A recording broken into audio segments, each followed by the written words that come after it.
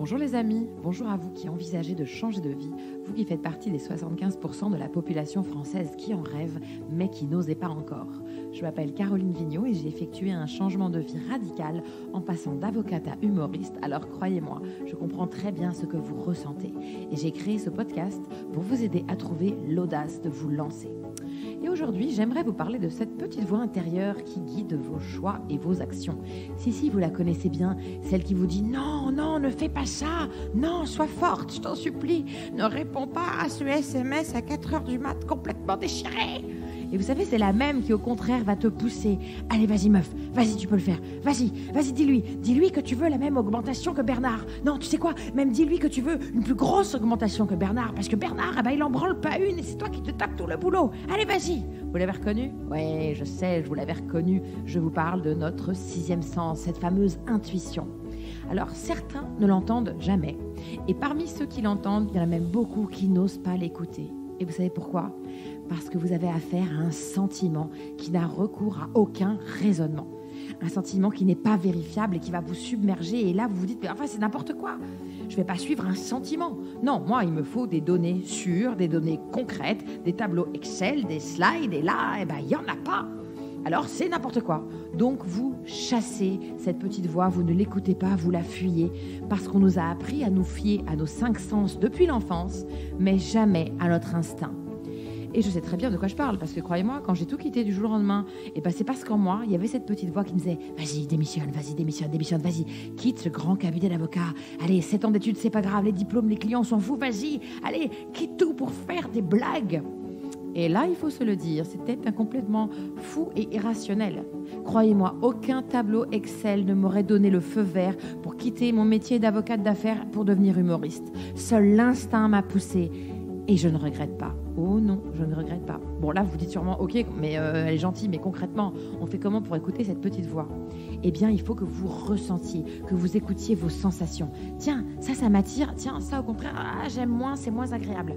Et écoutez votre corps qui réagit de manière instinctive à ce qui est bon pour vous. Et surtout, faites confiance à cette intuition.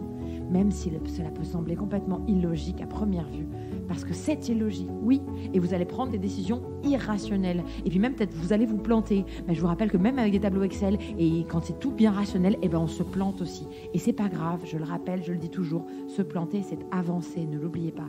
Alors, chut, on se tait, on écoute un peu son instinct, on écoute un peu son intuition, car il saura vous guider vers une vie plus épanouissante. Et c'est ce que nous allons voir aujourd'hui avec Marie, ancienne avocate devenue podcasteuse. Bonjour Marie. Bonjour Caroline. Comment ça va Marie ? Très très bien, je te remercie. Et toi ? Super. Alors, est-ce que ça te parle, ça, l'intuition ? Ah évidemment, oui. Oui, je le sens. Alors Marie, reprenons pour les gens qui ne te connaissent pas. Tu es donc une ancienne avocate, ce que je trouve très étonnant. Je croyais que j'étais la seule. Eh bien non. Avocate de quoi ? Alors, j'étais avocate en judiciaire, donc en plein dans le conflit. Donc tu plaidais ? Je plaidais tous donc les avec jours. La robe d'avocat. Exactement. Dans quelle matière ? Droit pénal et droit de la famille, essentiellement. D'accord. Voilà. Donc tu as fait des études que je connais bien, tu as passé le diplôme, et tu exerces pendant combien de temps ? J'ai exercé pendant à peine plus de 10 ans. 10 ans, d'accord, c'est Oui. déjà plus que moi c'était 8. Voilà. Et donc, qu'est-ce qui se passe ? T'en as marre de métier d'avocat ? T'as envie d'autre chose ? C'est quoi le déclic ? Oui, j'ai eu envie d'autre chose. Alors, donc, j'ai adoré mon métier, j'ai adoré le métier d'avocat. Je l'aime encore, parce que c'est quelque chose... Avocat, moi je dis avocate. C'est vrai, avocate, oui. Ouais. Oui. Je dis maintenant avocate, je disais avocat parce qu'on nous avait appris à l'école. Il n'y a pas de sexe sous la robe. Voilà, c'est une confrérie. Je dis, non, on est consoeurs aussi. Ça m'énervait, mais bon, bref. Oui, exactement. Donc, avocate. J'étais avocate. Et j'ai eu envie de faire autre chose parce que j'ai eu une vie personnelle à côté et j'ai eu des... Comment ? Oui, Alors, même si c'est pas si évident. Hein. Et j'ai eu des difficultés à avoir des enfants, à avoir un enfant. Donc, je me suis lancée dans un parcours PMA, donc procréation médicalement assistée. Donc, voilà des protocoles qui t'aident quand tu es considéré comme infertile à avoir des enfants. Et c'est vrai que ce sont des protocoles qui sont assez lourds, délicats. Ils demandent beaucoup de flexibilité, de disponibilité. Et même mentalement. Même mentalement, oui. Une charge mentale, ça te rajoute des choses, j'imagine, qui sont difficilement compatibles avec la vie que tu avais avant. Quoi. Exactement. Voilà. Donc, je me pose beaucoup de questions parce que je vois que j'ai des difficultés à concilier les deux. Et plus j'avance dans ces protocoles PMA, Et plus je me dis, mais cette expérience, ce parcours, j'ai envie d'en faire quelque chose. J'ai envie finalement de communiquer là-dessus, d'aider les femmes et les hommes qui sont dans ma situation à mieux vivre finalement ces parcours parce qu'ils sont difficiles. Et là, je me dis, allez, lance-toi, essaye d'en faire quelque chose. Alors, donc, à ce moment-là, tu te dis, j'ai envie de faire quelque chose de ça. Oui, exactement. Ah, c'est marrant. Exactement. Mais tu ne sais pas encore quoi. Non, je ne sais pas encore quoi. Tu n'as pas encore démissionné. Alors, oui, si, j'ai démissionné parce qu'en fait, j'ai démissionné parce que j'habitais à Dubaï. J'exerçais à Dubaï dans les dernières années et j'ai redéménagé en fait à côté de Genève. Et là, j'ai démissionné et j'ai repris mes études. J'ai fait un master en fait en gouvernance internationale et européenne. Oui, comme tout le monde. Voilà. Un petit master en gouvernance internationale, évidemment. Et alors, pour faire une petite pause, voilà. Bah, quoi de mieux pour faire une pause que de faire un master en gouvernance internationale. Exactement. Moi, je préfère les transats et j'allais dire les bières, mais non, c'est pas vrai. Je suis plus jus vert, évidemment, pour faire des pauses, tu vois, que le Master International à faire à la fac. Mais donc, tu as un diplôme de plus. J'ai un diplôme de plus, Super. voilà. Et l'idée, après ce diplôme, c'était de reprendre la profession et de me réinscrire, parce que j'avais demandé mon omission. Et c'est à ce moment-là que je me suis dit, non, je sais pas, j'ai envie, pas envie, voilà, il y a autre chose, ça me titillait. Et est-ce que tu as une petite voix qui te parle ? Ah oui, il y a cette petite voix qui me dit, mais il faut que tu en fasses quelque chose, trouve le moyen, le support, le vecteur, mais vas-y, essaye. Concrètement, ça se matérialise comment ? C'est des moments où tu es seul, où tu réfléchis, où tu l'entends instinctivement tout le temps, partout ? C'est des moments particuliers où, par exemple, je vais lire quelque chose ou écouter quelque chose, et là, je vais me dire, ah bah tu vois, tu pourrais le faire, en fait.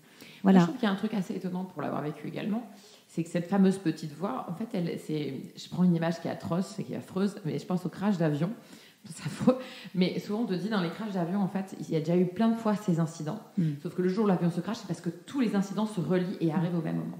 Et ce que j'ai toujours trouvé étonnant, c'est qu'il se passe des choses dans une vie où, tiens, ça j'aime bien, tiens, ça, tiens, ça. Et à un moment donné, avec cette voix qui va relier tout petit à petit, il y a ce qu'on appelle le fameux alignement des planètes, où d'un seul coup, la voix est tracée et tout devient, et tu comprends. Et tu sais où tu veux aller. Oui, ben, c'est un peu ça. C'est un peu ça, parce que je sentais qu'il y avait cette petite voix là qui me faisait vibrer, qui me disait va à ce moment-là, va sur ce chemin. Et justement, l'idée du podcast, de faire quelque chose, de faire un podcast, est venue un peu comme une évidence. Un jour, comme une illumination, où je me suis dit, en fait, voilà, c'est le podcast. Non, puis il y a un truc aussi qui est intéressant pour les gens qui n'arrivent pas encore à bien ressentir cette voix. Quand je parle des sensations et des émotions, elle est là en fait. Parce que quand vous sentez un truc qui vous fait plaisir, que vous faites des recherches sur la PMA et que vous ne voyez pas le temps défiler, et que ça vous intéresse et que vous avez envie d'en avoir plus, c'est une sensation, c'est une émotion qu'il faut écouter, vous dire je kiffe de faire ça, donc il faut que j'aille vers là. En revanche, si vous faites un master international et que ça vous saoule et que vous regardez l'heure, il fait encore 2 heures, peut-être, je veux dire, c'est peut-être pas la voie que mon instinct me dit de suivre. C'est pour ça que les sensations, les émotions, on les écoute jamais. Les émotions, c'est hyper important. Quand on a peur, il y a une bonne raison. Il faut le comprendre, dire pourquoi est-ce que j'ai peur. Quand on kiffe, quand on se sent bien, qu'on est dans une émotion de bonheur, on va se dire, ah tiens, là, peut-être que je continue dans cette voie. Oui, exactement. Et les émotions aussi, elles se transmettent. C'est-à-dire que tu parlais dans un épisode précédent du fameux pile ou face, où pour comprendre par toi-même... Ceux qui ne connaissent pas, je le rappelle en 2 secondes, quand vous devez prendre une décision et que vous ne savez pas comment faire, vous la jouez à pile ou face. Vous lancez la pièce, vous regardez, pile je reste, face je démissionne, et vous regardez la pièce, et là, en fait, c'est pas le résultat qui compte, c'est l'émotion que vous allez ressentir. C'est-à-dire que vous allez être contente de la décision, ou au contraire, vous allez faire « Oh, dommage, j'aurais voulu que ce soit face, alors que c'est pile ». Et comme ça, vous saurez. C'est une façon de tromper son cerveau. Voilà. Et moi, je l'ai vécu, mais un peu différemment, avec une amie. Je déjeunais avec une amie, et je lui parlais justement de ces 2 voies, de ce choix. Et donc, je parle de reprendre le métier d'avocat, etc. Et je lui parle de faire ce podcast de la PMA. Et là, elle me dit, mais tu vibres. Quand tu parles du podcast, tu vibres. Enfin, tes yeux s'illuminent, il y a quelque chose. Enfin, ça t'anime. Donc, voilà. Mais moi, je ressentais exactement la même chose. Parce que moi, la différence, c'était que je devais soit faire humoriste, donc quand même étonnamment instable. Je ne sais même pas si on peut dire que c'est un métier. Pour certaines personnes, ça n'en est même pas un. Ou continuer dans le métier que j'aimais, parce que j'aimais mon métier d'avocate. Et ce qui était drôle, c'est qu'à chaque fois que je cherchais des arguments, Dans un sens, j'en avais beaucoup, je prenais du temps, et dans l'autre, au contraire, non, en fait, et donc je me rendais bien compte que c'était complètement déséquilibré et qu'au fond, je cherchais des excuses parce que j'avais peur, parce que c'était complètement fou de se lancer dans le métier d'humoriste, mais au fond de moi, je voyais bien que c'était pas le même traitement dans mon cerveau entre les deux envies. Il y en avait une qui faisait vraiment envie et l'autre, je savais qu'au fond, j'avais aucune envie de rester dans ce cabinet. Oui, oui, oui. Mais comme je disais, oui, mais quand même. Et alors, c'est marrant parce que les quelques personnes à qui j'en ai parlé, quand ils me disaient, tu devrais pas faire ça, alors ceux qui me disaient, tu devrais pas rester avocate, là, j'argumentais pendant des heures. Et ça, tu devrais pas faire humoriste. J'ai dit, oui, c'est vrai, t'as raison, il faut pas le faire. Mais j'avais pas plus d'arguments que ça. Donc, ça, c'est étonnant. Oui, oui. Donc, tu prends la décision. Tu te souviens de ce moment ? Alors, j'étais chez moi et là, donc, illumination, je me dis, je vais faire un podcast. Voilà. Et là, je me dis, voilà, j'appelle des membres de ma famille, enfin des gens qui vont me soutenir par la suite et je leur dis, ça y est, j'ai trouvé l'idée, j'ai trouvé ma voie, je vais faire un podcast. D'accord, donc ça, c'est la décision. C'est bien accueilli, les gens, parce que faire un podcast, je pense que c'est pas un truc aussi dangereux pour les parents, la famille, les amis, que de faire humoriste. Si ? Oui et non. Peut-être qu'ils ont fait comme moi. Moi, ils se sont dit, c'est un truc, c'est la crise de la trentaine, et elle va faire ça pour s'amuser 5 minutes. Et après, elle redeviendra avocate. Oui, voilà, c'est un peu ça aussi. C'est-à-dire que les gens vont très bien. Là, c'est ce qui l'anime pour l'instant, mais elle reviendra de toute façon à un moment donné. Et puis, ma mère, elle disait toujours... Et de toute façon, elle a toujours le diplôme. Exactement. On ne le perd jamais. C'est vrai. Oui. Donc, ok, toi, ta décision, elle est claire. Et là, du coup, tu vas te remettre en branle pas mal de choses pour créer ce podcast. Qu'est-ce que tu fais ? Oui, alors, ça a été le plus compliqué parce que je partais vraiment de zéro et je ne savais pas ce qu'était réellement un podcast. Alors, j'en écoutais déjà, mais comment le monter ? L'aspect technique a été très compliqué pour moi parce que je me faisais une montagne à dire « mais c'est pas possible, je n'y arriverai jamais parce que je suis pas forcément douée avec un ordinateur, etc. » Ça, c'est quand même drôle. La meuf est capable de faire un master international en droit de je sais plus quoi. Elle est avocate, elle va à Dubaï, elle est à Genève. Tu te dis, voilà. Et là, elle fait, oh là là, mon Dieu, je sais pas comment faire marcher un podcast. Oui, mais c'est vrai, ça a été ça. Ah bah oui. Mais moi, j'ai eu la même quand j'ai monté ce podcast. C'était pareil. Sauf que on fait comme j'ai fait pour faire réaliser mon film, etc. On écoute des podcasts, on va sur des tutos, il y en a partout. Voilà. Qui vous expliquent comment ça se monte, quel matériel il faut acheter. Moi, c'était ça d'abord. Qu'est-ce qu'on achète comme micro, qu'est-ce qu'on achète comme casque. Oui. Comment ça se passe. Oui, exactement. Et moi, j'avoue, j'ai posé plein de questions. Alors, il se trouve que moi, j'étais invitée à des podcasts. C'est comme ça que j'ai connu le podcast. Au départ, je n'écoutais pas tant que ça. Et c'est parce que j'étais invitée à des podcasts que j'ai découvert le plaisir et que je me suis dit, tiens, j'ai envie de le faire. Et d'ailleurs, c'est ça qui m'a amenée à en écouter. Du coup, j'adore l'exercice. Et donc, moi, quand j'étais interviewée, je prenais des photos du matériel, des gens, j'étais invitée, je disais, comment tu fais pour faire ci ? Que je posais des questions. Ah oui, voilà. Oui.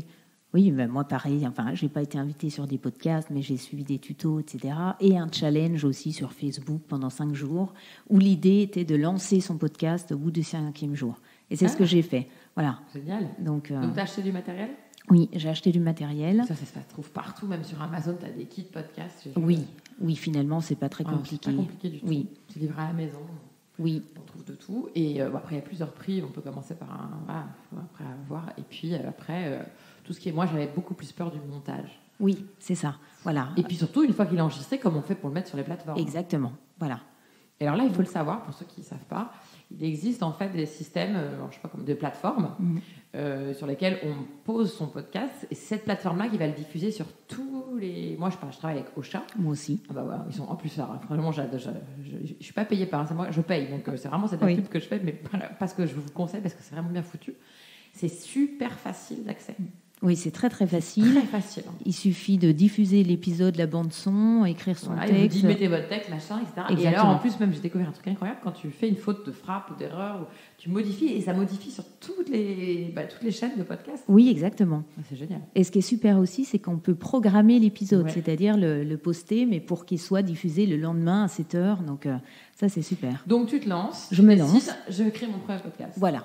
Je crée mon premier podcast. Donc on est au jour 1, tu as ton micro, ton ordi, tu t'enregistres. Oui, exactement. Parce que Alors comment s'appelle ton podcast d'ailleurs, parce qu'on n'en a pas parlé. Alors oui, mon podcast s'appelle Huge PMA Stories.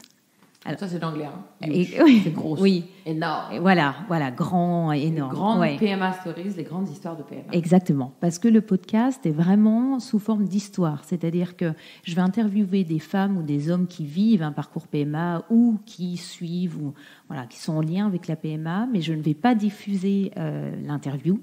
Je vais écrire un récit récit que je vais donc écrire, ensuite enregistrer et diffuser. Voilà.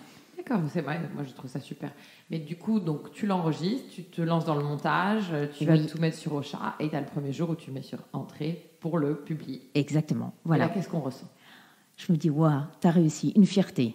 Mais honnêtement, à chaque étape, tu n'as pas une fierté quand tu achètes le micro, même quand tu branches le casque, même quand tu mets le courant, tu allumes l'appareil, ça s'allume, tu fais oh, c'est trop bien. Mais oui, exactement. Et chaque étape. Ah oui. On monte la montagne comme ça, et après, bah voilà, moi je me souviens quand tu étais en ligne, t'as tout quitté pour ça, donc c'était quand même, Ben voilà, exactement. Et puis dire, j'ai réussi de A à Z. Voilà, ce qui n'était pas un épisode, j'ai réussi à le construire, à mettre de la musique, etc., à faire le montage. Donc oui, une grande, grande fierté. Alors après, la fierté de la diffusion, maintenant, c'est l'attente finalement de cette diffusion pour que l'épisode soit écouté par le plus grand nombre. Voilà, la difficulté finalement supplémentaire. Ça, après, est-ce que ça plaira ou pas, c'est encore une autre étape. Et ça va devenir à un moment donné ta nouvelle étape. Oui. C'est de faire en sorte que ça soit plus diffusé, plus lu, plus écouté. Ça, c'est encore une autre, c'est même du marketing, je ne sais pas exactement comment ça se passe. Mais déjà, la première étape, elle est énorme. Et j'aime bien le mot fierté, parce qu'il faut être fier quand c'est un vrai objet que tu as construit. Voilà. Maintenant, tu as des nouvelles étapes, et puis on peut le dire, c'est pas toujours simple. Moi, j'imagine que même tu as eu des problèmes peut-être techniques, peut-être des envies parfois de dormir alors qu'il fallait écrire. Voilà. Ben exactement. Et puis ça nécessite, moi, dans mon cas, de trouver des personnes à interviewer, des personnes qui veulent se livrer, parce que c'est pas si évident, c'est un sujet quand même un peu intime, etc. Et puis tu n'en vis pas. Non. Ça, c'est aussi pour plein de gens, c'est un problème d'avoir un hobby ou quelque chose qu'on aime et qui va devenir aussi important qu'on va lui consacrer son temps et son énergie, mais qu'on a besoin d'argent. J'ai toujours dit à chaque fois, je dis la même chose, l'argent peut être un problème, mais c'est pas. Il y a toujours une solution. De toute façon, s'il n'y a pas de solution, c'est pas un problème. Les solutions, elles sont différentes en fonction de chacun. On peut. J'avais pris l'exemple, elle m'a dit oui, mais moi j'ai un loyer, un emprunt à rembourser. Je dis tu peux vendre ton appartement et être en location. Moi je suis en location, je suis pas propriétaire et je le vis très bien.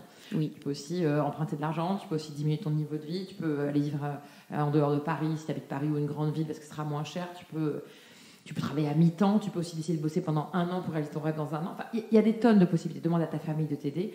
Je dis pas que c'est simple. De toute façon, il n'y a rien qui est simple. Je dis qu'on ne peut pas se dire que c'est juste à cause de ça qu'on n'y arrivera pas. Oui, exactement. Voilà. Et donc, il y a des gens qui ont envie de leur podcast. Oui. Moi, aujourd'hui, l'idée, c'est... Je ne pense encore pas à la monétisation, à en vivre. Alors, je pense qu'à un moment donné, il va falloir y penser quand même, parce qu'au bout de quelques mois. Mais je me dis que le plus important aujourd'hui, c'est vraiment de le diffuser et que les gens l'écoutent. Parce que j'ai créé ce podcast aussi pour que les gens se reconnaissent, pour aider, alors modestement, mais les gens qui vivent ce parcours à mieux le vivre. Donc, ça, c'est sûr que des gens comme moi qui ne l'ont pas vécu, j'ai une idée a priori que ça ne doit pas être simple. Mais je ne peux pas trouver les mots, je ne peux pas discuter, je ne sais absolument pas par quelles étapes émotionnelles on passe. Et je pense qu'il y a plein de podcasts comme ça qui naissent sur des gens qui ont eu un parcours et qui veulent aider les autres parce qu'en en parlant, ça démocratise, en parlant, on souffre moins, on se dit « je ne suis pas la seule ». Exactement. Je sais que j'avais parlé comme ça de mes fausses couches et à la télévision et j'avais reçu plein de messages que j'avais dit à quel point j'avais mal vécu, je me suis sentie coupable, enfin des choses qui se paraissent folles. Et quand j'ai reçu tous ces témoignages de femmes qui ont dit « ah, ça me fait bien parce que j'ai ressenti la même chose », je me suis dit « c'est important qu'on démocratise, qu'on libère la parole ». Et pour ça, bravo pour ce podcast. Rien que ça, même si déjà, je suis sûre qu'il a déjà fait plein de bien à plein de filles et à plein d'hommes également. Oui, mais j'espère. J'espère. Oui. Donc c'est quoi la prochaine étape ? Alors, la prochaine étape, c'est justement travailler sur le marketing. Faire en sorte qu'il soit diffusé. Alors, il faut que je trouve un des... Mais est-ce que ça, tu sais comment faire ? C'est compliqué, ça aussi, c'est une nouvelle étape. Alors, oui. Alors, je pense aux réseaux sociaux. Alors, déjà, changer ma conclusion. Dans le podcast, c'est la fin qu'on nomme call to action. Voilà, essayer d'être un peu plus pushy de manière à ce que... inciter finalement les personnes à le diffuser et à le partager. Vous allez voir, je vais en faire un call to action. C'est pour ça. Conclusion.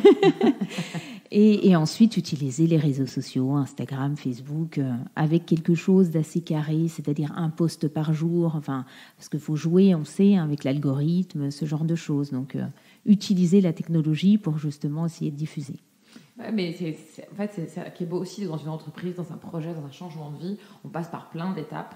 Et il faut aussi être fier à chaque étape, parce que même si c'est un nouveau problème, et c'est pas simple d'avoir un podcast qui devienne populaire et que les gens écoutent. Mais déjà d'avoir un podcast, déjà d'avoir du matériel, déjà d'avoir lundi, déjà avoir l'idée, déjà d'avoir démissionné. Et c'est tout ce chemin. Et donc de temps en temps, il faut aussi s'arrêter et se dire hey, je regarde ce que j'ai fait. Ouais. Genre, bon, il en reste encore beaucoup, mais déjà, c'est pas mal. Oui, c'est vrai. Pour se faire du bien, il faut se dire à soi-même bravo. Parce que souvent, quand les gens changent de vie, je parle souvent de la théorie du plongeoir, c'est j'ose pas sauter. Sauter le pas, ce fameux se jeter dans l'eau.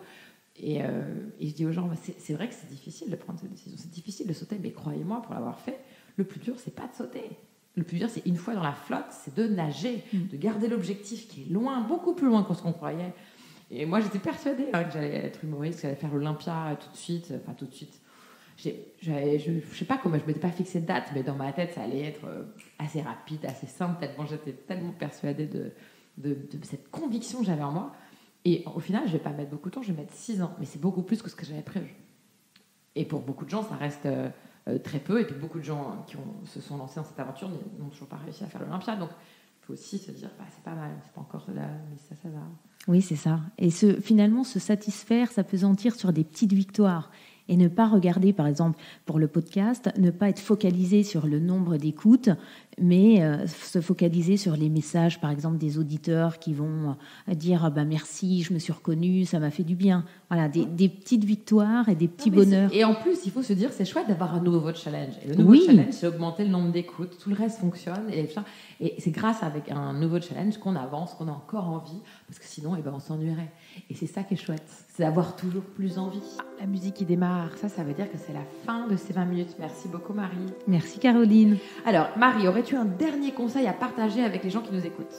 Oui, un beau conseil. Croyez en vous et soyez convaincus par votre projet, convaincus par votre voix, convaincus par vous-même, parce que pour convaincre les autres, vous devez avant tout être convaincus par vous-même. Ah, mais je suis tellement d'accord avec ça. Alors, si vous aussi, vous souhaitez vous lancer dans une nouvelle aventure, ou témoigner du changement de vie que vous avez fait, n'attendez plus et inscrivez-vous sur coachcastbycaroline@gmail.com. Et pour suivre toute l'actualité de ce podcast, rendez-vous sur la page Facebook et Instagram Coachcast by Caroline Vigneault. Allez, la phrase de cette conclusion sera aujourd'hui d'Albert Einstein. Le mental intuitif est un don sacré. Et le mental rationnel est un serviteur fidèle. Nous avons créé une société qui honore le serviteur et a oublié le don. Il n'est pas fort sur Einstein. Vous avez vu, il a l'art de mettre des mots clairs sur des situations compliquées. C'est fou, mais c'est vrai. Nous avons appris à écouter notre cerveau et jamais nos émotions et notre corps. Mais aujourd'hui, on va changer ça. Aujourd'hui, vous allez accorder plus de place à votre intuition, car c'est une force puissante qui vous aidera à réaliser votre rêve de devenir cuisinier ou personal shopper, sommelier, esthéticienne, juge, serveur, horticulteur, coiffeur, scaphandrier, professeur, barista, chapelier, ébéniste ou pourquoi pas ingénieur, géotechnicien ou alors avocate ou podcasteuse. Allez les amis, je vous en supplie, choisissez votre rêve et réalisez-le. Et alors si tu ne sais pas par où commencer, je te propose, attention, c'est le moment du call to action, je te propose de t'abonner à ce podcast qui te guidera tout au long de ton changement de vie, tout au long de ces nouveaux projets que tu veux faire. Et si vous avez des proches qui font partie des 75% de la population française qui en rêvent, abonnez-les à ce podcast. Et ensuite, envoyez ce podcast à 2 personnes car ça vous portera bonheur, évidemment. Et puis vous pouvez aussi me laisser une petite note, un petit pouce vers le haut, un super commentaire selon la plateforme sur laquelle vous m'écoutez. Bref, tout ce qui pourra m'aider à faire perdurer ce podcast car c'est mon projet et pour y arriver, très clairement, j'ai besoin de vous. Allez, je vous embrasse et je vous dis à un prochain épisode.